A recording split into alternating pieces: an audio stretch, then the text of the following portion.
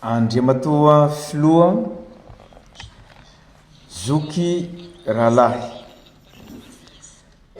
tompokolahy sy tompovavy hajaina amin'ny arifenitra tandrify atsika tsirairay avy. Vonatra sy fifaliana lehibe ho ahy ny tonga eto Egypta izao.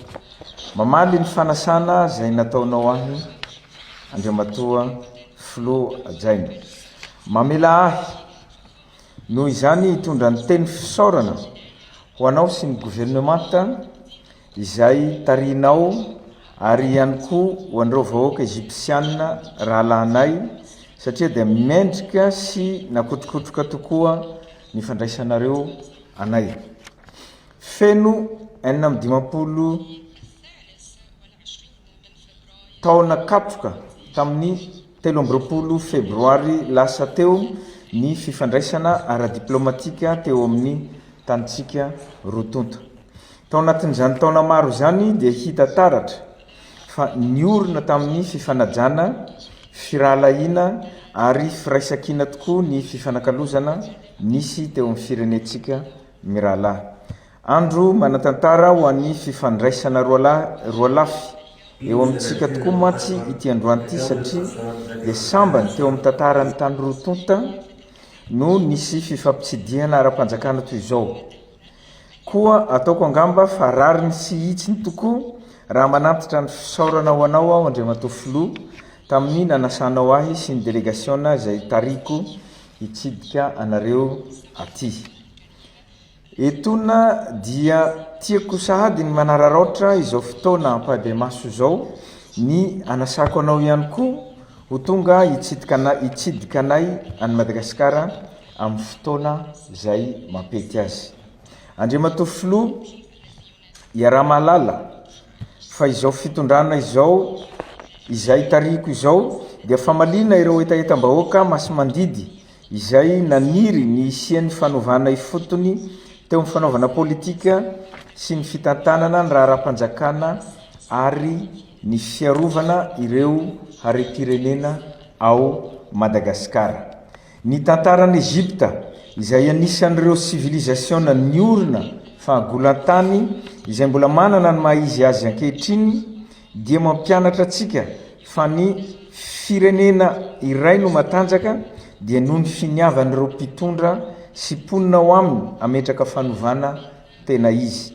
Anamafiorina ireo androm-panjakany ary amadika ireo sakana eo anoloana ho fanohitra enti-mandroso sy mampandroso.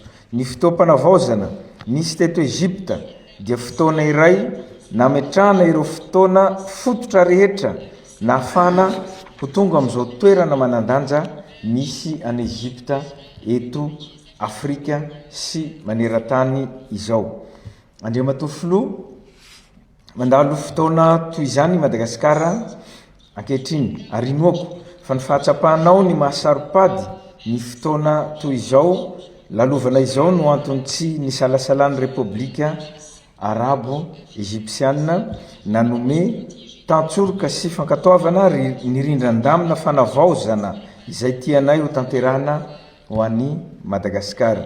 Singaniko manokana ao anatin'izany ny fanohana ny firenena Egyptiana tao anatin'ny fitoniana sy firahalahiana tanteraka ireo asa rehetra izay natombokay ho an'izany fanavaozana izany. Indrindra mahakasika ireo dingana maro be efa vita sy ireo adisisika mbola atao eo anivon'ny filan-kevitry ny fandriam-pahalemana sy ny filaminana na ny Conseil de paix et de sécurité ao amin'ny vondrona afrikanina. Tao-trano tsy efa nirery moa izy ity koa dia manantena hatrany izahay fa raha niezaka mitohy izay efa ataon'ny gouvernemanta malagasy amin'ny fampiarana ny rindran-daminy fanavaozana. Tapaka teo anivon'izany vondrona iombonantsika izany no miampy ny fitohizan'ny tantsoroka sy ny fanohanana tsy mila tambiny efa nasehon'ny Egypta anay hatramin'izay dia tsy ho ela ny fandrosoan'ny Madagasikara tahaka ny nataon'ny Egypta izay nitondra fanantenana sy fanovana tena izy ho an'ny taranany faramandimby. Maro ny ohatra tsara tahafina izay nasehon'ny Egypta ka nahatonga azy ho mpisehatra tsy azo iodivirana amin'ny resaka famahana crise politika eo amin'ny sehatra régionaly continentaly eny fa maneran-tany mihitsy azy. Arabaiko manokana ny fahaiza manao egyptianina ao anatin'izany izay mivoy hatrany fandriam-pahalemana sy fifampiresana ary fametrahana ao ambony no tombontsoa sy ny etaetam-bahoaka. Tiako ny manambara etona fa i Madagasikara ihany koa dia mandala ireo fomba fanao ireo izay mifototra raha teo amin'ireo soatoavina tovozina avy amin'ny lalàna iraisam-pirenena. Andriamatoa filoha raha niaona isika tany Kenya tamin'ny volana May lasa teo dia maro ireo sehatra mifampizarantsika dinidinika azo iarahana mitrandraka na izany fiaraha-miasa efa natomboka ka mila mafisina na ihany koa fandiniana fiaraha-miasa vaovao. Anisan'izany ny eo amin'ny sehatra ny fambolena sy ny fitantanana ny rano izay iandrandranay fizarana fahaiza-manao sy traikefa miaraka aminareo. Egypte tokoa mantsy na dia miorina amin'ny tany efitra azy dia nahavita nametraka fambolena maharitra sy mahazaka fiovaovan'ny toetrandro. Nametraka ihany koa fitantanana mahomby ny loharanon-drano tokana izay ananana ka ahafahany mamelona ny vahoaka ao aminy sy manondrana ny ambavany. Irinay ny ampiarana izany fahaiza-manao sy traikefa izany any amin'ny faritra atsimon'ny Madagasikara. Ahatratrarana ihany koa ny tanjona haleo tena ara-tsakafo. Sehatra iray tsy ambanin-javatra ihany koa ny mahakasika ny faharanitan-tsaina namboarin'olombelona sy ny teknôlôjia mifandraika amin'ny zana-bolana. Fantatsika fa Egypte dia isan'ireo firenena afrikanina vitsy anisa izay sady mamolavola programa faharanitan-tsaina artifisialy manokana antsoina hoe Horus no sady manana masoivo mpamantatra ny abakabaka na ny Egyptian Space Agency.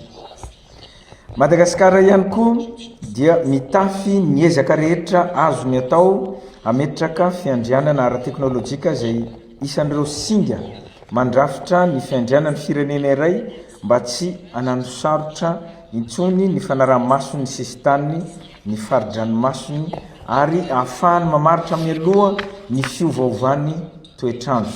Anisan'ny dinika izay imasoantsika ihany koa ny mahakasika ny fanitarana tanan-dehibe sy ny fizahantany. Manoloana ny fitombon'ny mponina monina tanan-dehibe, Madagasikara dia nametraka paikady manokana andrindrana izany ary maniry hanovo traikefa amin'ny Egypte izay manana haitao manokana eo amin'ny resaka fotodrafitrasa sy fananganana tanàna vaovao.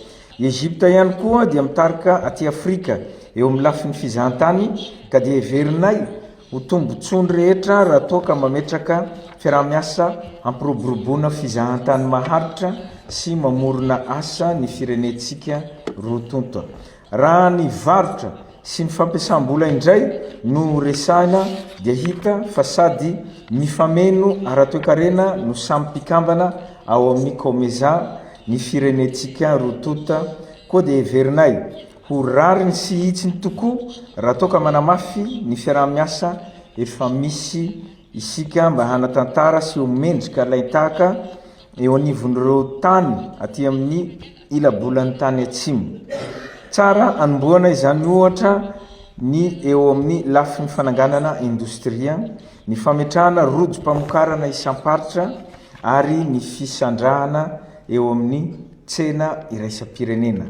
Atao ampara filazana amin'ny mahazava-dehibe azy ny tena ampiorenan'izao fitondrana fanavaozana izay tarihiko izao.